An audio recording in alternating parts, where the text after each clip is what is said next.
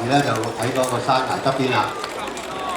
咁其實呢個係咪我哋用緊我哋嘅車喺嗰個地方山崖邊嗰度咧？係啦，因為有陣時喺某情況之下咧，未必有太理想嗰啲我哋比較俗語叫穩固點啦，係講我哋嘅系統喺裏邊咧。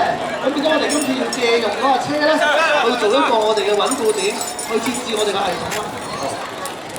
但我見到而家有啲同事咧就 set 咗兩條繩喺度嘅，有咩作用咧？係啦，咁咧其實兩條繩咧都有一個非常之大嘅作用㗎。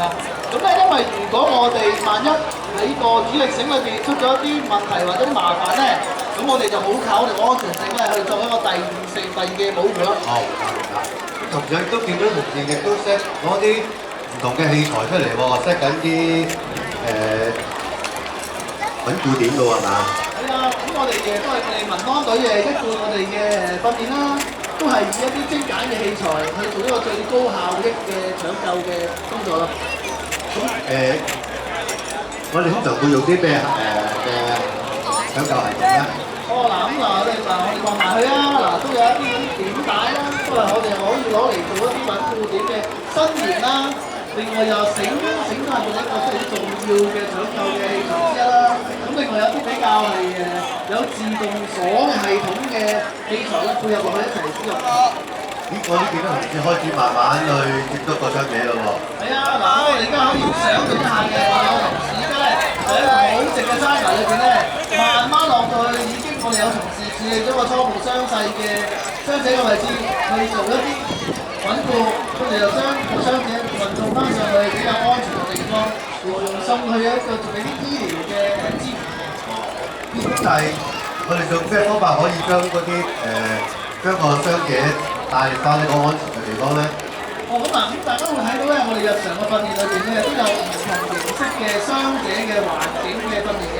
咁呢一個咧都係我哋比較因應翻佢嘅傷勢而去設置嘅一個直床系統咧，將佢帶由嗰個山崖嘅下低咧帶翻佢上去上高一個安全嘅地方嘅。但我同時見到有啲好似嗰啲機械嘅增益嘅設置喎，係啲咩嚟嘅咧？哦，嗰個咧其實係一個滑輪系統嘅。咁呢個滑輪系統咧，其實係一個3:1嘅滑輪系統。咁佢有咩好處咧？就係我哋唔需要帶太多嘅器材上去山上高，咁就達到可以增強咗我哋去扯個傷者上去安全地方嗰個力量啦。哦，係喎，咁我可以將個人手可以唔使咁大手咁大啊？減低少少啦，係啦。嗱，咦，咁佢哋而家起咗咯喎，開始上緊去咯喎。但係咁佢會唔會好重嘅咧？必然係會好重㗎啦，因為你都睇到有3位同事喺下低，我哋都要將我所有嘅搶救嘅人員咧，都要運翻上安全地方咧，所以我哋就喺一個唔係太直嘅地方咧，我哋都會3個一齊咧帶佢上安全嘅地方咯。呢個體能上係咪好要求好高咧？咁都有基本嘅體能嘅，咁當然我哋就加入我哋山嶺手個中隊咧，都有一定嘅體能。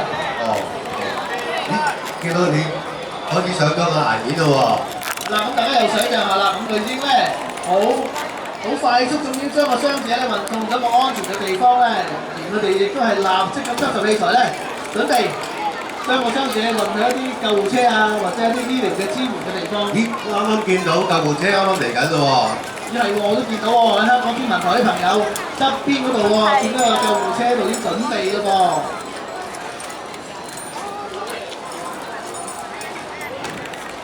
係啦，咁你哋見佢哋咧都係好快速咁咧就執拾咗嗰啲器材。咁佢哋咧都係每個人咧都有唔同嘅角色喺個搶救系統裏邊嘅，所以佢哋都好清楚佢哋嘅角色係做啲乜嘢，去處理啲乜嘢，咁佢就會好快速咁就處理晒。因為好順好快咁就將個傷者咧帶去個救護車嗰度啦。係啦，我哋呢條真人嚟嘅喎，係咯。OK， 好啦，咁咧我哋今日嘅山嶺手個表演就完結啦，咁多謝大家先，多謝啦。多謝大家。